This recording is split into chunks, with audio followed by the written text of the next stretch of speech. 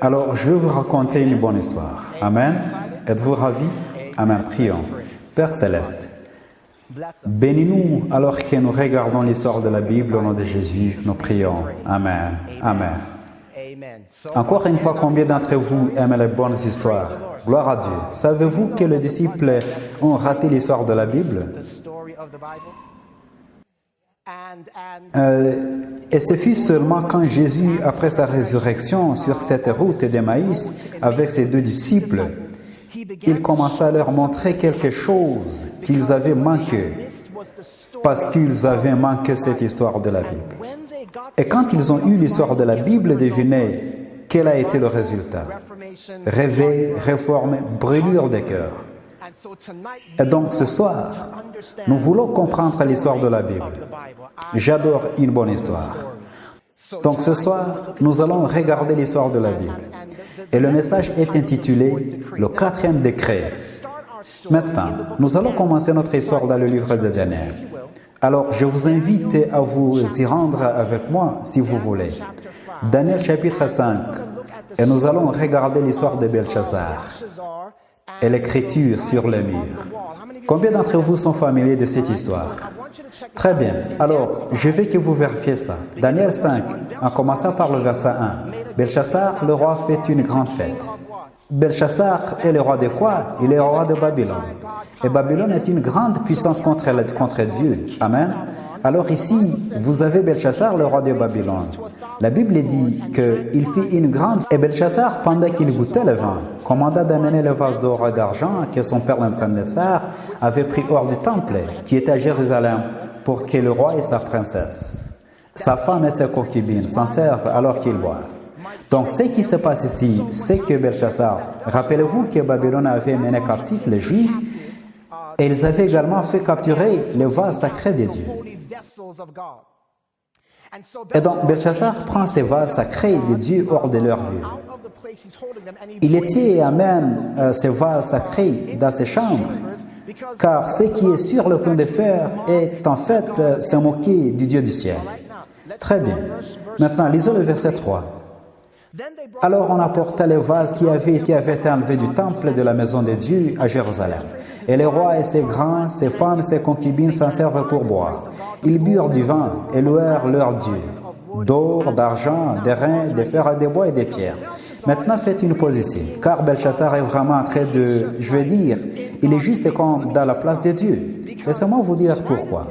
Parce qu'en ce moment, quelque chose est en train de se passer à l'extérieur des murs de Babylone. Il y a un homme du nom de Cyrus. Et Cyrus et toute son armée entière entourent la ville de Babylone, mais Belchazzar à l'intérieur ne se soucie de rien, parce que Babylone a des murailles impénétrables. Il se trouve sur le fleuve Euphrate. Et Belchazzar, essentiellement, non seulement elle se moque de Dieu, mais aussi de Cyrus. Vous ne pouvez pas entrer ici, cette ville est trop bien fortifiée. Ils essayaient en fait de faire un siège autour de Babylone, mais Babylone avait suffisamment de fournitures pour survivre à leur siège. Et ainsi Belchazzar, bien sécurisé dans son domaine, se moque de Dieu du ciel. Mais il ne sait rien de Cyrus. Permettez-moi de partager avec vous. Allez avec moi si vous voulez, ne quittez pas Daniel. Nous allons passer au livre d'Ésaïe chapitre 44 et nous allons lire quelque chose sur Cyrus. Ésaïe chapitre 44. Et voyez ce que la Bible nous dit ici. Ésaïe 44, en commençant par le verset 27. Ésaïe 44, verset 27. Revenons au verset 26. La Bible dit « Je confirme la parole de mon serviteur et j'accomplis ce que prédisent mes envoyés. Je dis de Jérusalem, elle sera habitée, et des villes de Juda, elles seront rebâties, et j'en relèverai leur ruine. J'ai dit à l'abîme, dessèche-toi, je tarirai le fleuve. J'ai dit de Cyrus, il est mon berger, et il accomplira toute ma volonté. Il dira de Jérusalem, qu'elle soit rebâtie, et accomplira toute ma volonté. Il dira à Jérusalem, qu'elle soit rebâtie, et du temple qu'il soit fondé. Chapitre 45. Ainsi parle l'Éternel à son nom, à Cyrus, qu'il tient par la main pour terrasser devant lui, et pour relâcher la ceinture des rois, pour lui ouvrir les portes afin qu'elles ne soient plus fermées. Il avait été prophétisé de Cyrus qu'il ouvrirait les portes qui protégeaient la ville de Babylone, les deux portails.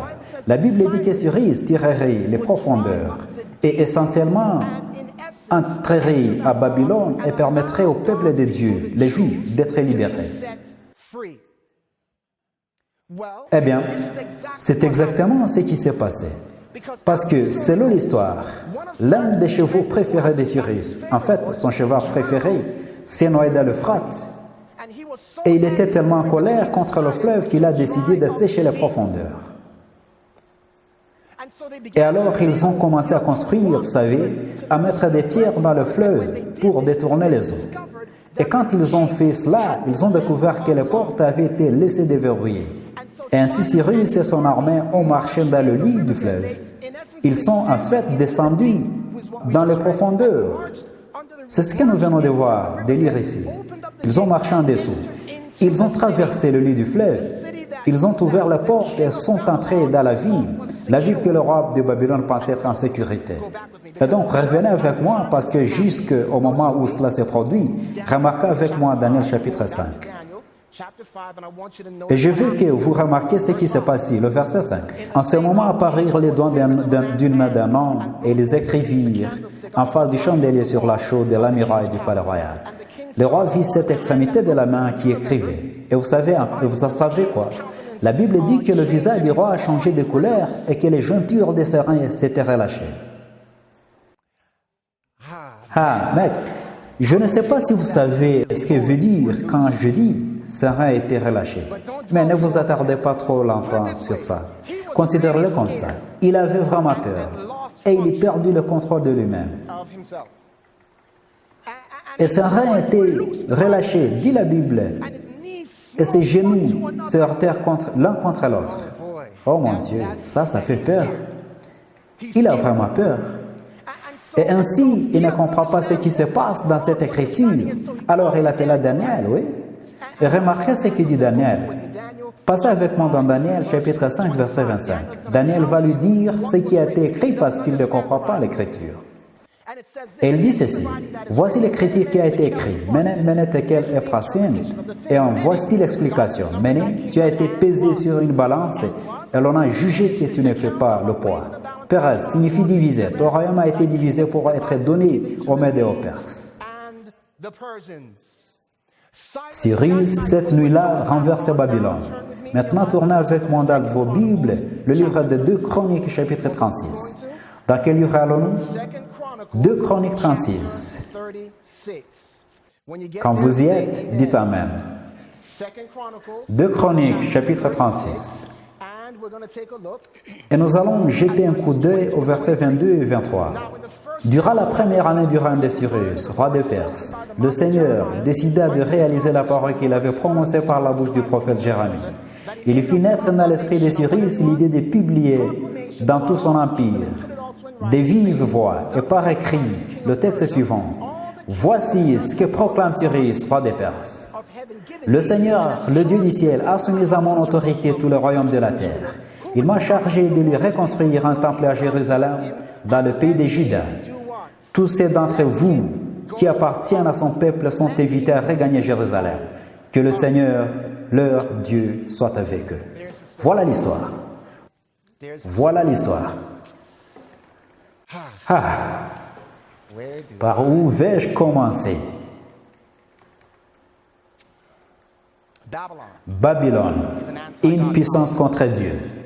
En ce moment, vous demandez peut-être, pasteur, je sais que vous nous avez dit que Christ est dans toutes les Écritures.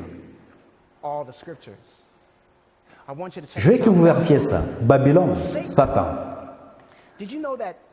Saviez-vous que Babylone est vraiment dirigé par Satan? Le roi de Babylone n'est d'autre que Satan lui-même. Oui. Alors, je veux que vous preniez cette histoire et je veux que vous vous demandiez, y a-t-il eu un moment où le vrai roi de Babylone a pris quelque chose qui appartenait au Dieu du ciel et a décidé de se moquer de lui devant l'univers qui l'observe? Cette personne ne serait autre que Jésus-Christ. Maintenant, je veux que vous vous souveniez de cela, car alors que Belchassar est en train de se moquer, il croit que son royaume est en sûreté.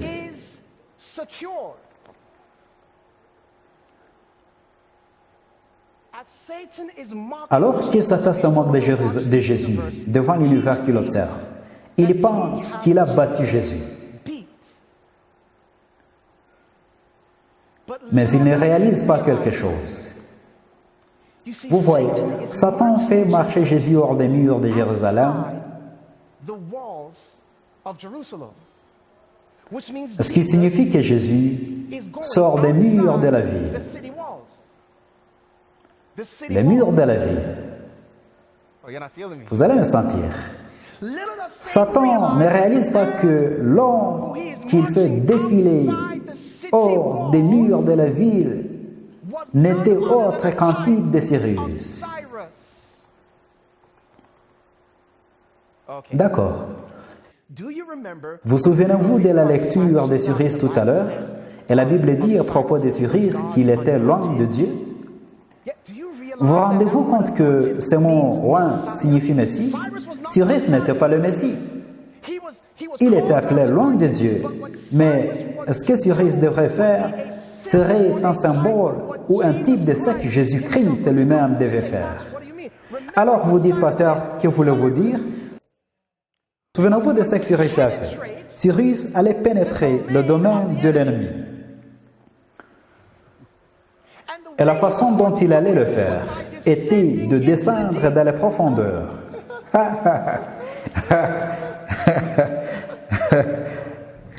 Juste comme Cyrus a séché les profondeurs et descendit au mur et ouvrit la porte. Ainsi, Jésus-Christ, l'homme qui était crucifié hors des murs de la ville de Jérusalem, est descendu dans le domaine de l'ennemi, qui est soi-disant domaine impénétrable, et a desséché les profondeurs pour libérer les captifs.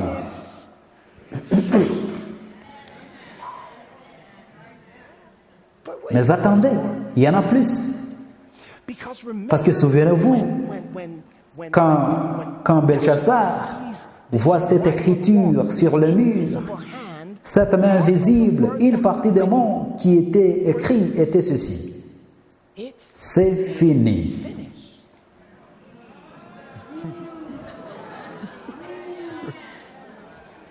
Ton royaume, Belchassar, c'est fini. C'était la mort maintenant et waouh! Vous savez à quoi je pense juste en ce moment? Quand Christ est mort sur la croix, il a crié: c'est fini.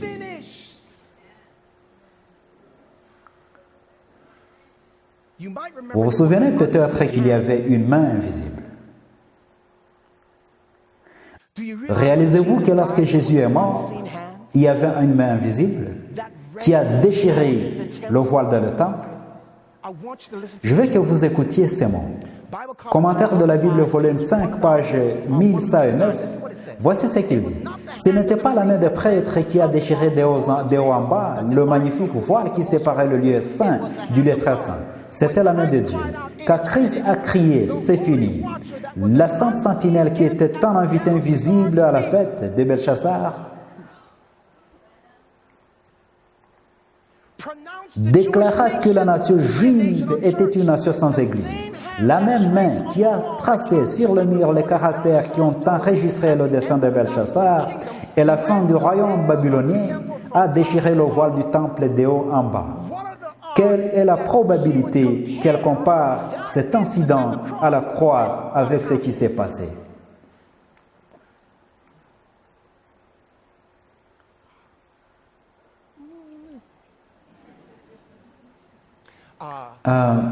Il y avait un homme, quand Jésus est mort, oui, et il y avait un sceau romain placé sur la tombe pour s'assurer que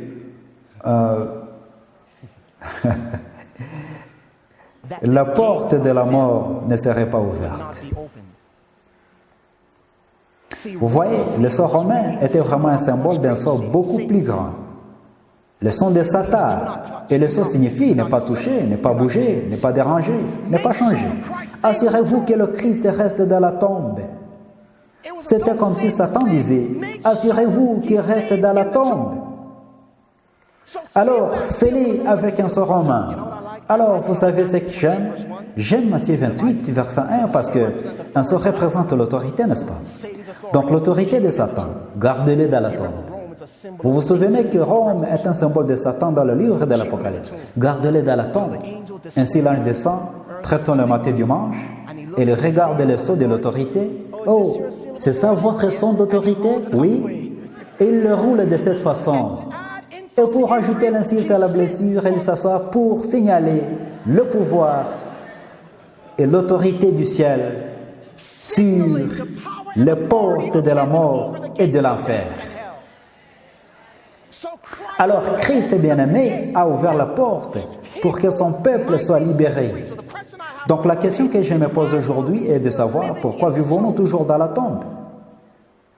Comme si la pierre était toujours là. Bien-aimés, écoutez-moi, le Christ ne nous a pas libérés juste pour que nous puissions vaquer à nos occupations. Non, non, non, non. Vous savez, quand Cyrus avait libéré les captifs, il les a libérés pour faire quelque chose.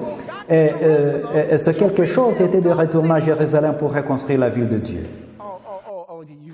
Il y avait une mission. Il y avait un but.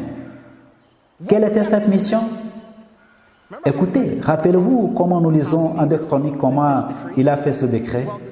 Eh bien, le décret se trouve en fait dans le prochain livre de Daniel, de la Bible plutôt, qui est le livre d'Esdras. Pouvez-vous tourner avec moi? Allez avec moi rapidement si vous voulez. Esdras, et nous allons regarder au chapitre 1. Et regardons le verset. Esdras, chapitre 1.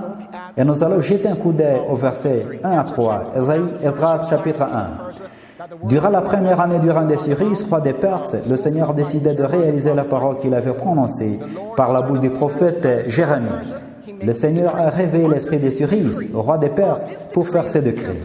En vertu de ce décret, écoutez attentivement, ce décret a été conçu pour permettre aux enfants d'Israël de retourner à Jérusalem pour construire le temple. Construire quoi tout le monde? Le temple. Ok. C'est tout ce sur quoi l'accent est mis. Maintenant, il y avait un autre décret donné. Le saviez-vous?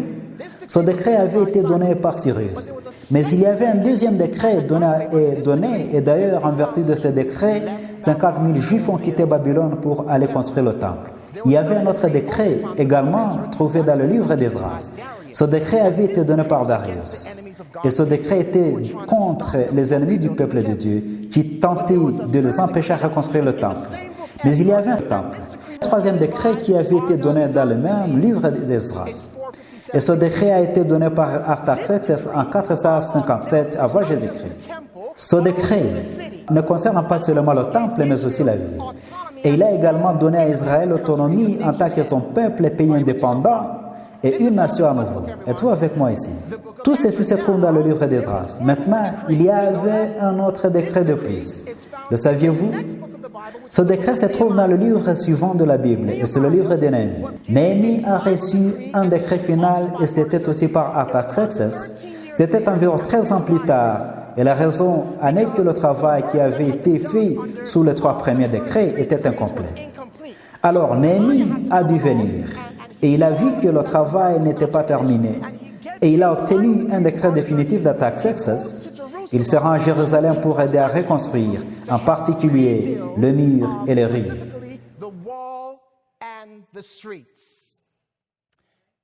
Et ce sont les 4 décrets. En fait, Néhémie, quand il est arrivé à Jérusalem, il a dit, écoutez, il a dit aux Juifs, ne savez-vous pas que tant que cette œuvre sera désolée, nous serons un reproche à Dieu? Lèvons-nous et finissons le travail. Église, nous devons nous rassembler. Comme quelqu'un l'a dit, je veux que vous disiez, rassemblons-nous. Nous devons rassembler. Combien croient que nous devons y parvenir? D'accord, j'adore une bonne histoire. Mais vous savez ce que je déteste dans les bonnes histoires? Je déteste quand de bonnes histoires sont mises en pause. Et maintenant, nous allons mettre l'histoire en pause. Alors, arrêtez-vous juste là. Où faisons-nous une pause? Dans quel livre sommes-nous? Néhémie. Posons-nous juste là. Maintenant, je vais vous raconter une histoire de la Bible. C'est une histoire de la Bible. C'est une histoire incroyable. Mais pour tourner à cette histoire de la Bible, nous devons aller au livre de la Genèse. Êtes-vous alors prêts à aller dans le livre de Genèse? Ne rendez pas vos Bibles. Concentrez-vous simplement sur moi. D'accord. Alors, où allons-nous tout le monde? Genèse. Très bien, très bien. Maintenant, le livre de la Genèse nous présente un homme du nom d'Adam. Et puis le livre de la Genèse nous présente la création de l'homme, Adam. Mais la Bible dit qu'Adam est en fait le premier Adam. Savez-vous que Jésus-Christ était le deuxième Adam? Donc, vous avez dans le livre de la Genèse, vous avez la Genèse du premier homme, mais en fait, la Genèse du premier homme est un peu comme un type similaire de la Genèse du second Adam. Amen? Êtes-vous captivé? Pas vraiment, non. C'est comme, d'accord. Quel livre vient après Genèse? Exode. Savez-vous que le livre de l'Exode parle d'un homme qui a été tiré hors des eaux et est allé dans le désert pendant 40 ans, puis revient pour délivrer son peuple? C'est très intéressant, parce que le deuxième Adam, Jésus-Christ, a également été tiré hors des eaux lors de son baptême et est allé dans le désert pendant 40 jours, puis est revenu pour délivrer son peuple. Quel livre vient après Exode? Savez-vous de quoi parle le livre de Lévitique? Le livre de Lévitique est à propos de l'œuvre du prêtre qui purifie son peuple de ses péchés. Ça, c'est très intéressant parce que Christ, le second Adam, a également été tiré hors des eaux, va dans le désert pendant 40 jours, retourne pour délivrer son peuple, puis commence l'œuvre de purification de son peuple et de ses péchés. Quel livre vient après Lévitique? Très intéressant. Vous savez à propos de quoi est le livre des nombres? Le nombre des nombres concernant Moïse, c'est maintenant le 12 et appelé le 70.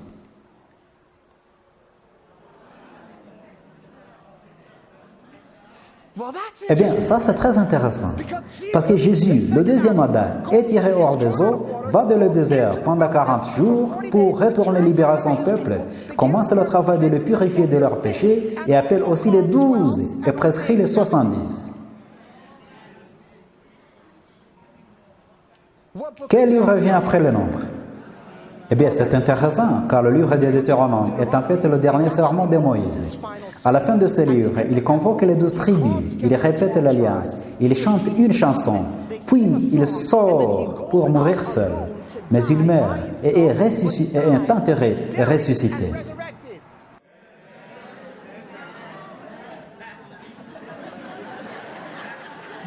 C'est assez intéressant.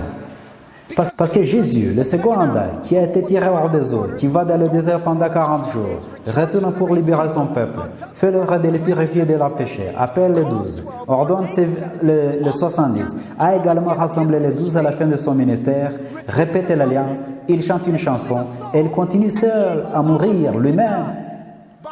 Mais il meurt et est enterré et ressuscité. Qui aurait pensé? Attendez, quoi?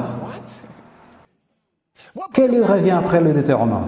Jésus est très intéressant. Le livre de Jésus parle d'un homme qui dirige, qui fait tomber une nation avec un cri fort, tout comme Jésus-Christ, le second Adam, est tiré hors des eaux, va dans les désert pendant 40 jours pour délivrer son peuple, fait le travail de purifier leurs péchés, appelle les 12, ordonne les 70, les rassemble, répète les chants, répète l'alliance, sort pour mourir. Quand il meurt, il fait tomber le royaume de Satan avec un grand cri. C'est fini. C'est assez intéressant. Mais il y en a plus. Parce qu'il y a un autre livre qui vient après le livre de Jésus. De quel livre s'agit-il? Juge. Très intéressant. Vous savez de quoi parle le livre des Juges? Le livre des Juges parle des 12 tribus qui vont de l'avant pour conquérir, même si elles n'ont plus de leader physique. Très intéressant, car après la mort, l'enterrement et la résurrection de Jésus, l'Église primitive qui n'a plus de leader physique, comme ils en avaient en la personne de Jésus, Josué, maintenant avance, conquiert au nom de Jésus. C'est vraiment intéressant.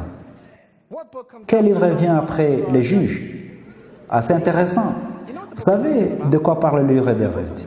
Le livre de Ruth concerne... Le livre de Ruth parle d'une femme païenne avec une belle-mère hébraïque.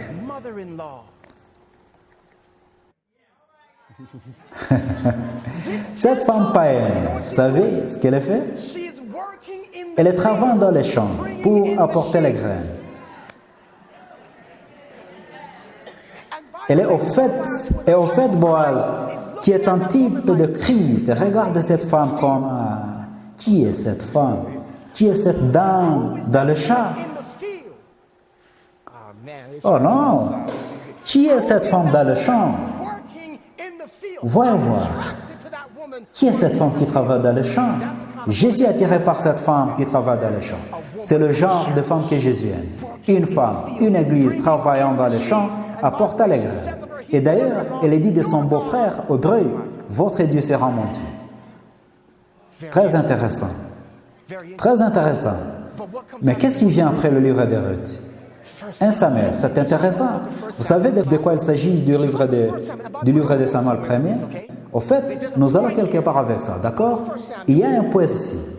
Le livre du 1er Samuel parle d'une nation, la nation israélite, qui a eu une idée vraiment folle. Ils ont décidé qu'ils allaient rejeter leur souverain sacrificateur, Samuel, pour avoir un roi à sa place. Et ce roi devrait usurper l'autorité du sacerdoce.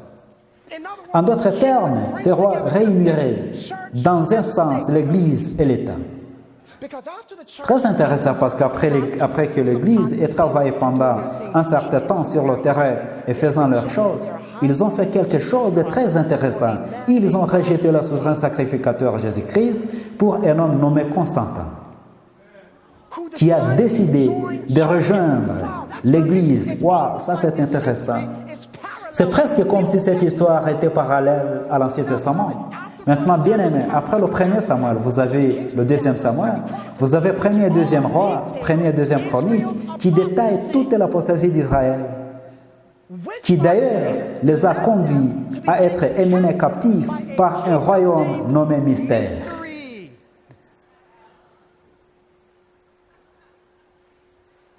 Waouh! Cela est parallèle à 1260 ans.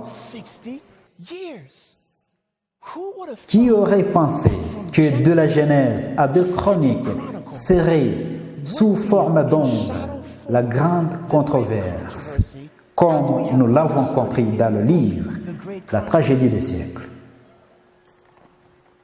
Attendez, quoi? Mais attendez. Il y en a plus. Vous voyez, après 2 Chroniques, rappelez-vous, 2 Chroniques nous ramenaient symboliquement quelle année?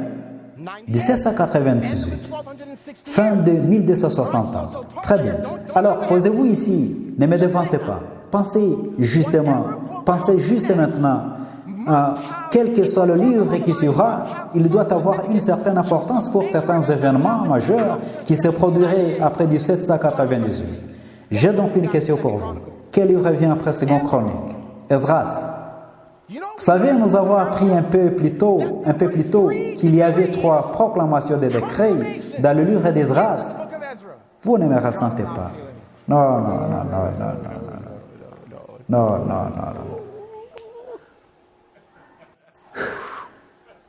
3 décrets.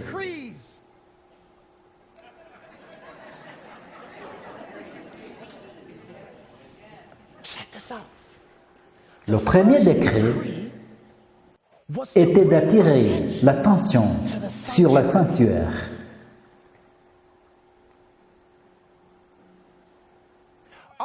En vertu de ce premier décret, on nous dit que 50 000 personnes ont quitté Babylone pour aller faire ce travail. Voulez-vous savoir combien de personnes sont sorties des églises déchues de Babylone lorsque le message a commencé à être prêché? 50 000 personnes. Vous pouvez le vérifier dans le livre de la tragédie des siècles. Très bien.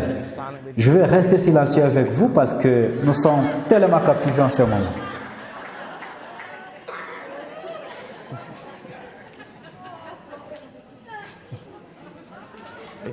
Parce que le silence est la nouvelle excitation. Le deuxième décret était contre les ennemis du peuple de Dieu, tout comme le message du deuxième ange est contre Babylone.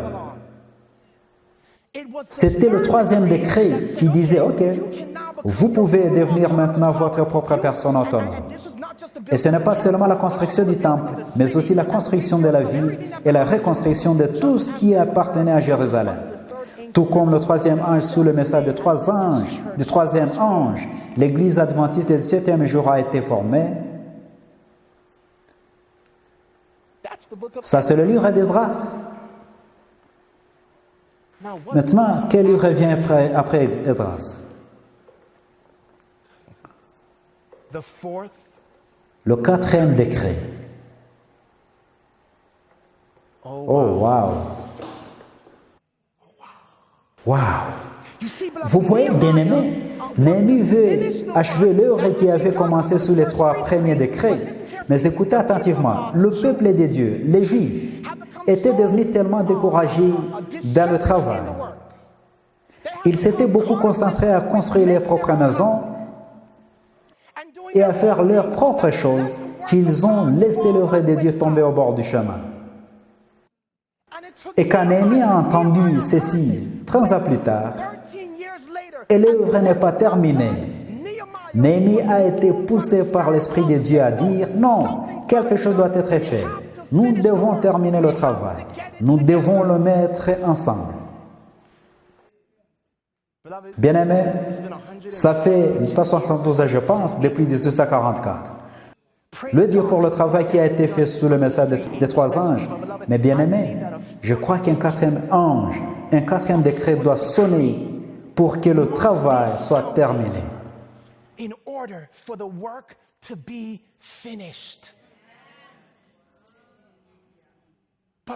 Mais bien-aimés, la triste nouvelle est la suivante.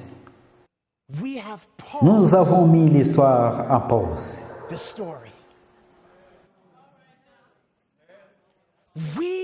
Nous avons mis l'histoire en pause. Nous sommes coincés entre Esdras et Néhémie. Nous avons mis l'histoire en pause parce que nous avons des vies à vivre, vous savez. On s'est dit, tout ne doit pas être au sujet de l'Évangile, je dois nourrir mes enfants. Et vous savez, on mène la vie comme dans le désert.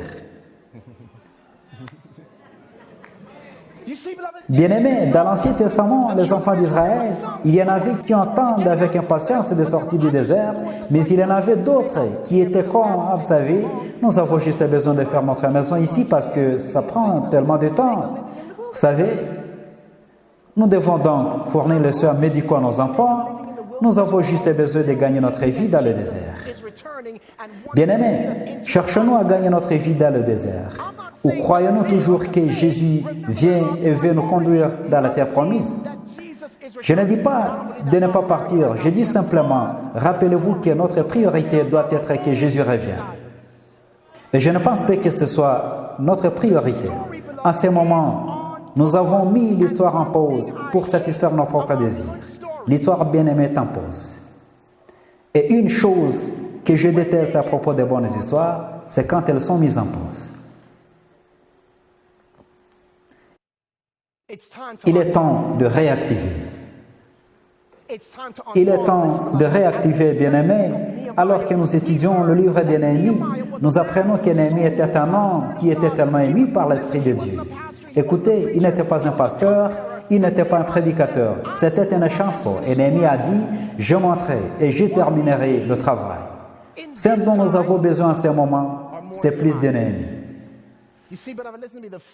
Vous voyez bien aimé, le message du quatrième ange, ce n'est rien d'autre de plus que l'effusion du Saint-Esprit.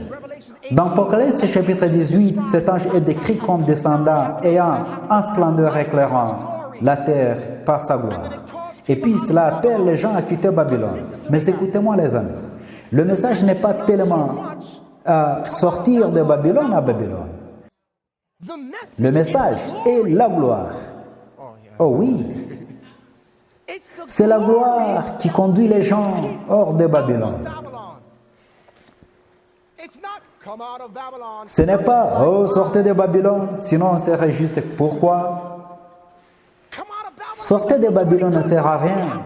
Nous devons avoir la gloire. Et la gloire, c'est la gloire du Christ. Une question pour vous maintenant. Où est la gloire du Christ?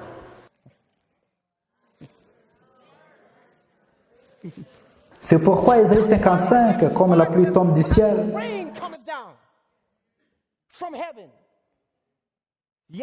oui, il dit que ma parole sortira et ne me reviendra pas sans effet.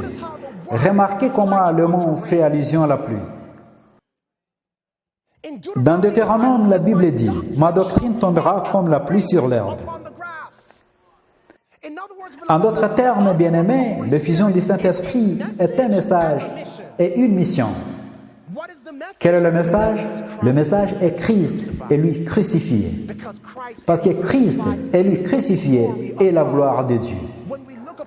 Quand nous regardons la croix, toute est la gloire. Rappelez-vous, c'est Cyrus, asséchant les profondeurs, qui a conduit les gens hors de Babylone. Cyrus assécha les profondeurs, pointe sur Christ à la croix. Alors, comment pouvons-nous conduire les gens hors de Babylone? Très simple. Montrez-leur le Christ crucifié. Montrez-leur le Christ. Montrez-leur l'ange assis sur le tombeau en disant « Regardez, la mort du Christ vous permet de vous libérer. » Lorsque nous faisons de Christ et lui crucifié le centre de nos doctrines, regardez, vous voulez savoir ce qui va se passer lorsque le Saint-Esprit sera répandu? Vous, l'herbe, parce que vous êtes l'herbe, la pluie tombe sur l'herbe. Vous êtes l'herbe. Et quand la pluie tombera sur l'herbe, le peuple de Dieu commencera à ouvrir la Bible et il commencera à voir des choses qui sont si puissantes et si étonnantes que quand elles continueront à s'ouvrir, ils ressentiront la brûlure du cœur. Et laissez-moi vous dire quelque chose. Combien d'entre vous sont timides? Combien d'entre vous ont peur de parler en public? Savez-vous que ma plus grande peur est de parler en public? Quand je suis arrivé ici de la Jamaïque à l'âge de 5 ans, tout le monde s'est moqué de mon accent. Et en conséquence, j'ai développé une peur intense de parler en public. Je ne parlais pas. Je me mettais debout devant les gens et vous pourriez voir le papier trembler dans la classe. J'étais comme ça jusqu'à l'université. Et puis, quelque chose s'est passé sur moi. J'ai eu des brûlures de cœur. Et bien aimé, laissez-moi vous dire quelque chose. Quand vous avez des brûlures de cœur, lorsque vous avez des brûlures de cœur, les brûlures de cœur dominent la peur. Les brûlures de cœur dominent la timidité. C'est pourquoi Dieu est en train de nous enflammer. Il dit, écoutez, si je peux simplement les amener à se concentrer sur moi dans les Écritures, ils auront des brûlures de cœur. Et ce sont ces brûlures de cœur qui ont envoyé les disciples dans la chambre haute. Et cela a conduit à l'effusion du Saint-Esprit. Et Dieu essaie de répandre son esprit sur son cœur.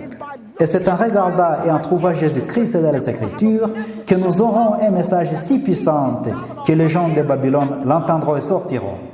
Ce n'est pas seulement un message, bien-aimé, c'est une mission. Vous voyez, la Bible nous dit que ceux qui, souvenez-vous que le travail de Néhémie était de réparer la brèche. Ésaïe 58 nous dit très clairement que ceux qui honorent le sabbat seront appelés réparateurs de la brèche. Mais bien-aimés, s'il vous plaît, écoutez-moi. Nombreux des adventistes du 7e jour n'ont jamais observé le sabbat. Parce que si vous regardez comment le sabbat doit être observé, la Bible dit que le sabbat doit être un jour de miséricorde. Signifia, non. Ne signifie pas que le sabbat, vous allez à l'église, vous attendez le sermon, vous dites gloire à Dieu, vous vous réjouissez, vous rentrez chez vous. Vous vous endormez. Ce n'est pas le sabbat. C'est le Dieu. Le jour du sabbat, je vais à l'église, j'entends le sermon. Après le sermon, je me demande, bien, qui a besoin d'être délivré? Qui a besoin de vêtements? Qui a besoin de nourriture? Qui a besoin du ministère? Qui est lié par la méchanceté? Lisez le texte. La Bible dit que ce jour était censé être un jour pour soulager les opprimés, pour défaire les bornes de la méchanceté. Et nous, les adventistes du 7e jour, nous passons trop de temps à l'église le sabbat. Vous ne me sentez pas. Vous voyez bien aimé, le jour du sabbat, nous sommes enfermés loin du monde. Entendez-vous quoi? Regardez ça. Et si le sabbat nous étions là-bas dans le monde? Et si le sabbat nous étions là-bas bénissant les gens? En effet, Je ne parle pas de briser le sabbat. Ne dites pas, et vous, pasteur, ce n'est pas ce dont je parle. Je parle de répondre aux besoins des gens le jour du sabbat. Et si votre communauté savait et disait, oh, que j'aime le sabbat. Oh, quand le sabbat arrive, parce que ces adventistes, ils servent les gens dans la communauté, ils tendent la main à la communauté pour voir quels sont leurs besoins et comment ils pourraient les aider et comment ils peuvent les assister. Et si l'Église adventiste du 7e jour décidait que chaque sabbat sera un jour de miséricorde, nous allions trouver des moyens de bénir les gens, nous trouverions des moyens créatifs de bénir les gens, et ainsi ils pourront savoir que le sabbat est conçu comme cadeau de l'amour de Dieu du ciel.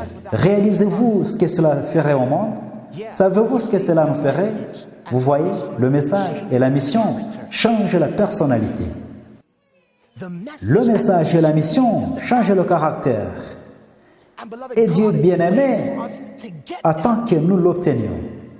Alors regardez ça. Quel livre vient après Néhémie? Esther.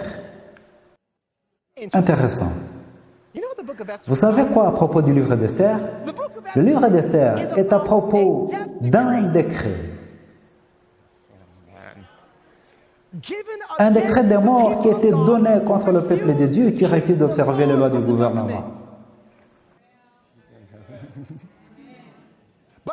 Mais bien aimé, écoute-moi, Esther ne viendra pas tant que Néhémie n'aura pas été accompli. Alors pourquoi courez-vous dans le désert? Qui te cherche? Personne. Vous savez pourquoi personne ne vous cherche? Parce que vous ne faites aucun bruit. Vous ne faites pas de bruit. Bien-aimé, écoutez-moi. Néhémie, quand il est allé vers son peuple, il a dit, allez, nous devons finir ce mur. Et nous devons le finir ensemble. Nous avons une mission. Allons accomplir cette mission. Allons faire ça. Mais nous devons le faire ensemble. Nous devons le faire ensemble. Nous devons le faire. Mais nous devons le faire ensemble. Nous devons le faire ensemble. Nous devons le faire bien aimé. Pas l'un ici et l'autre là-bas. Nous devons le faire pour y parvenir. Dieu pousse ces gens à accomplir la mission ensemble.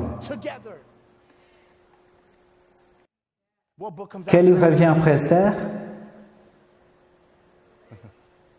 Oh oui, Job ne parlait pas d'un homme qui traverse une période de trouble quand il semble que Dieu s'est éloigné et l'a abandonné. N'est-ce pas ce qui va se passer à la toute fin de temps? Au fait, le livre d'Esther, oh, le temps presse. Savez-vous que le livre d'Esther, souvenez-vous d'Aman? Aman était comme, hey, vous savez quoi? Tout le monde doit s'incliner devant moi. Mais il y avait un quelqu'un qui n'a pas fait, et c'était Mardochée. Parce que Mardochée ne voulait tout simplement pas s'incliner. Et ainsi Aman dit que, quand Mardochée ne s'incline pas, je vais m'en prendre à son peuple. Vous réalisez que Satan avait quelqu'un qui ne pouvait pas s'incliner devant lui? Jésus. Et comme Jésus ne pouvait pas le faire, vous savez ce qu'il dit? Il dit, je vais après son peuple.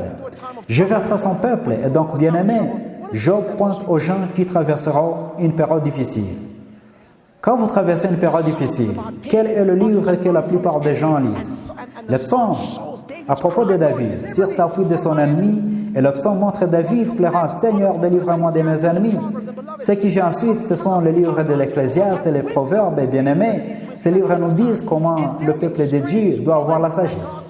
Pensez-vous que nous aurons besoin de la sagesse à la fin de temps? Y a-t-il une femme étrange que le peuple de Dieu devra éviter à la fin de temps? Absolument. Proverbe 31 parle au sujet de ces femmes qui ont fait boire les rois d'alcool. Quel livre vient après Proverbe? Cantique de Salomon. Oui, Jésus va venir chercher son épouse. Le mari reviendra pour son épouse.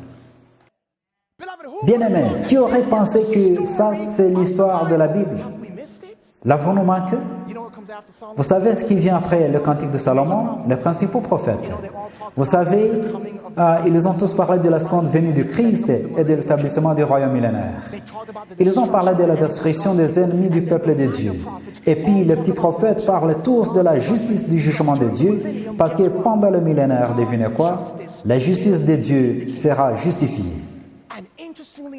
Et il est intéressant de noter que le livre de l'Ancien Testament se termine par le livre de Malachie. Malachie qui se termine par le fait que les méchants deviendront de la cendre sous la plante de nos pieds. Qui aurait pensé que l'Ancien Testament, tout l'Ancien Testament, est la grande controverse, comme nous l'avons compris dans le livre, la tragédie des siècles? Qui aurait pensé? Qui aurait pensé? Et ensuite, bien-aimés, quand tout cela sera fait, Christ sera vraiment avec nous. Matthieu 1, verset 21. Il sera vraiment avec nous. C'est ce dont parlent les évangiles. Ensuite, il y aura une seule langue et tout le peuple de Dieu sera uni. Le livre des Actes. Puis les Juifs et les gentils de partout dans le monde, Rome, Galatie, Éphèse, Philippi, partout les Juifs, les gens de toutes les nations, nationalités et langages différents, États tous réunis, bien-aimés, pour contempler la révélation perpétuelle de Jésus-Christ à travers toute l'éternité. Nous venons d'entendre l'histoire de toute la Bible, de la Genèse à l'Apocalypse. Avons-nous manqué l'histoire? J'ai encore une chose à partager, une chose de plus. J'ai 2 minutes et 48 secondes pour le faire. Jésus est un symbole de son Église. Son Église doit le suivre partout où il va. Amen. Jésus est né. Il y a eu naissance de l'Église et du Nouveau Testament, oui. Jésus a été baptisé. Il y a eu baptême de l'Église et du Nouveau Testament et la Pentecôte. Oui. Jésus est allé dans le désert. L'Église primitive ira dans le désert pendant 1260 ans. Oui. Jésus, après sa sortie du désert, l'une des premières choses qu'il a faites était de purifier le temple. Tout comme après 1798, l'Église de Dieu pourrait participer à ce processus de purification du temple. 1844. Le désert est 1798, la purification du temple commence en 1844. Savez-vous que lorsque Christ a purifié le temple la première fois après sa venue hors du désert, les Juifs ont dit « 46 ans et nous avons construit ce temple, voulez-vous le relever dans 3 jours ?» Savez-vous que si vous prenez 46 ans et ajoutez à 1798, vous obtenez 1844? Vous trouvez 1844? Êtes-vous sérieux? Mais il y a encore une chose que le Seigneur a faite juste là en même temps. Il a transformé l'eau en vin lors des fêtes du mariage. L'eau en vin et les hommes en prenant l'eau, ils se sont exclamés « Ah, vous gardez le meilleur vin pour la fin. » Bien-aimé, Babylone donne du vin au monde juste en ce moment. Le peuple de Dieu a le meilleur vin. Il est temps d'aller de l'avant avec ce vin. Il est temps de réactiver. Il est temps de réactiver. Je vais faire un appel. Je vais vous demander de vous lever. Je ne vais pas vous demander de descendre. Ne vous mettez pas debout. Attendez mon appel. Mon appel, votre main. Mettez-vous debout avant mon appel. C'est ce que j'aime. Nous avons besoin de l'esprit de Néhémie. Vous devez réaliser que ce n'est pas le pasteur qui l'a fait, ou celui-ci ou celui-là qui fait cela. C'est à propos de moi. Dieu a besoin de moi pour être comme Néhémie. Et aujourd'hui, si vous dites, Seigneur, ça n'est fait. J'avais mis en pause. Dieu m'a appelé à être baptisé. Je l'ai mis en pause. Je réactive. Dieu m'a appelé à prêcher. Je l'avais mis en pause. Je réactive ce soir. Dieu, tu m'utilises comme tu veux. Que je sois utilisé. Utilise-moi, Seigneur.